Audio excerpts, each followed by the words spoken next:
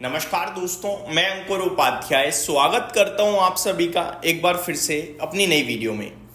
दोस्तों, भारतीय बाजार में आज इंडेक्स लेवल पे हरियाली, स्टॉक्स लेवल पे लाल निशान देखने को मिल रहा है। लेकिन ऐसे में कुछ स्टॉक्स ऐसे हैं जो बड़ी तेजी से गिर रहे हैं और इन्वेस्टर्स की पोर्टफोलियो में ये सारे के सारे स्टॉक्स, जिसमें से सबसे बड़ा नाम है बीएसई, बॉम्बे स्टॉक एक्सचेंज। दूसरा इसी का हम साथी कह सकते हो आप, एंजल वन। वैसे तो टोटली डिफरेंट लीग है, लेकिन ये दोनों चलते एक साथ ही हैं ज़्यादातर, क्योंकि जब भी कोई ट्रेडिंग से रिलेटेड पॉजिटिव न्यूज़ होती है तो एक्सचेंज भी भागता है और ब्रोकर भी भागता है। हालांकि ब्रोकिंग इंडस्ट्री से बहुत सारे स्टॉक्स लिस्टेड हैं, लेकिन डिस्काउंट ब्रोकर में एंजल वन की जो पकड़ है बाजार में वो बहुत ज़्यादा है। तो जब भी ट्रेडिंग से रिलेटेड कुछ अच्छी खबर आती है तो ये दोनों सबसे पहले चलते हैं और हाई बीटा भी हैं, और नेगेटिव खबर पे भी नेगेटिव रिएक्शन सबसे पहले ये दोनों ही देते हैं। आज के सेशन में ऐसा क्या हुआ है कि ये दोनों भैया 6% की बड़ी गिरावट दिखा रहे हैं। मैं आप सभी के साथ चीजें क्लियर करना चाहूंगा, एंड मोर इंपॉर्टेंट कि ये जो 6% की गिरावट है इसमें आपको क्या समझना है कि यार तेजी खत्म निकल जाए या अपॉर्चुनिटी है। एक एक करके चीजों को डिस्कस करते हैं, शुरू करते हैं बिना किसी देरी के। सबसे पहले मैं बताना चाहूंगा हुआ क्या है एक्चुअली में, पूरी खबर क्या है। खबर ये है कि दोस्तों, सेबी चेयरमैन ये कह रहे हैं कि जो एक्सपायरी है ना, ये एक्सपायरी को कम करना होगा। कंसल्टेशन पेपर आ रहा है, यानी कि जो अभी वीकली एक्सपायरी होती है, हो सकता है आने वाले समय में ये वीकली एक्सपायरी ना रहे, मंथली एक्सपायरी ही रह जाए, या फिर एक मंथ में 2 ऑल्टरनेट एक्सपायरीज रह जाएं। तो ये जो बदलाव है, ये बदलाव कहीं ना कहीं इन एक्सचेंज और ब्रोकिंग कंपनीज के लिए बड़ा दर्द का विषय बन सकता है। क्यों? ऑलरेडी बाजार में वॉल्यूम्स कम हो रहे हैं, प्लस आप नोटिस करो कि जो फंड्स की रिक्वायरमेंट थी वो बढ़ा दी थी। एक्सपायरी पहले हर दिन कोई ना कोई एक्सपायरी होती थी, अब केवल और केवल 2 एक्सपायरी होती हैं। तो ये सारी चीजें धीरे धीरे धीरे धीरे वॉल्यूम्स को घटाने का काम कर रही हैं, तो जिसकी वजह से पूरे एक्सचेंजेस और ब्रोकर्स को बड़ी तकलीफ हो रही है। इसीलिए इस तकलीफ से ऊपर आने के लिए ब्रोकर्स ने डिलीवरी पे भी जो ब्रोकिंग है, ब्रोकिंग जो ब्रोकरेज है वो लगा दिया। तो डिलीवरी में भी अगर आप सौदा करते हो ना, उस पर भी आपको ब्रोकरेज पे करनी पड़ती है, क्योंकि ब्रोकिंग इंडस्ट्री को पैसा ही नहीं बन रहा था।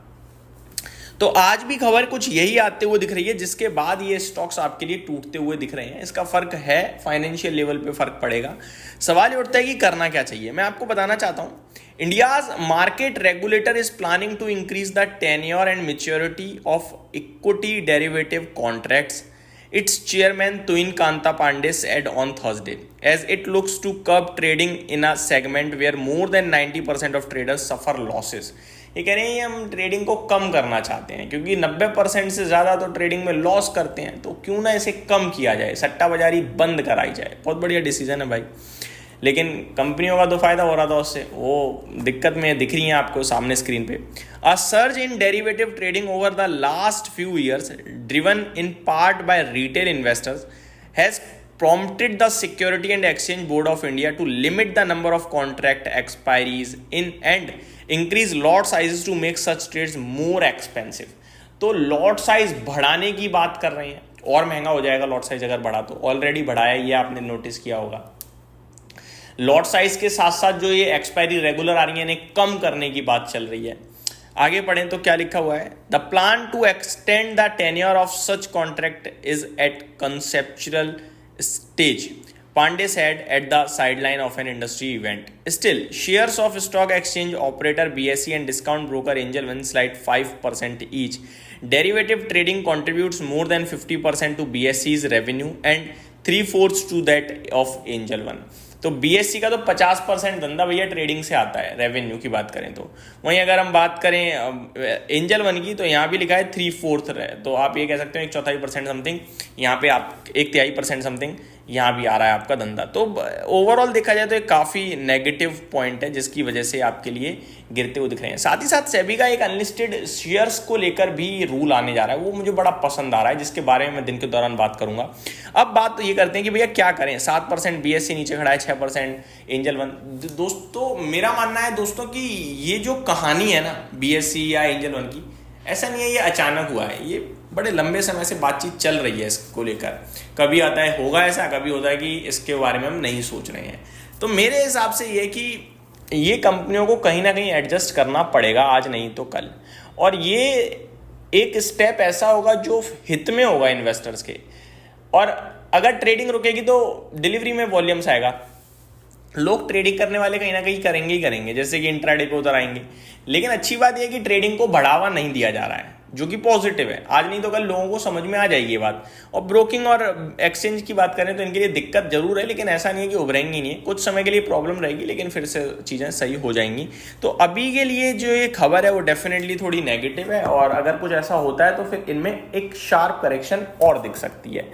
बट उसके बाद सारी टेंशन खत्म और फिर धीरे धीरे स्टॉक्स राइज करेंगे। तो अभी के लिए मैं सावधानी बरतने के लिए ही कहूँगा, स्पेशली एक्सचेंज में यानी BSE में। और BSE के वैल्यूएशंस को लेकर भी मैं थोड़ा सा सावधानी लगातार आपके साथ बरतता ही रहा हूँ। स्टॉक बहुत महंगा ट्रेड करता है। अब एंजल वन की बात करें तो वैल्यूएशन टर्म्स में तो चलो कम से कम रीजनेबल है। बाकी वॉल्यूम्स की बात करी जाए तो कहीं ना कहीं से वॉल्यूम जनरेट हो ही जाएंगे। और अब तो ये कंपनियां जो है MTF पे बड़ा ध्यान देने लगी हैं। तो मेरे हिसाब से एंजल वन के लिए भी परेशानी है, लेकिन ऐसा नहीं है कि बहुत ही ज़्यादा दिक्कत का विषय और ख़राब हो गया। स्टॉक हालांकि देखा जाए तो वीक हो रहा है और स्टॉक धीरे धीरे नीचे जाने की कोशिश कर रहा है। तो अभी सावधानी दोनों ही स्टॉक्स में, टेक्निकल टर्म्स पे वीक ही लग रहे हैं, सेलिंग के साथ स्टॉक ट्रेड करते हुए दिख रहे हैं। ये मेरी तरफ से अपडेट थी, उम्मीद करता हूँ वीडियो पसंद आई होगी। Thank you so much for watching this video. Have a great day guys.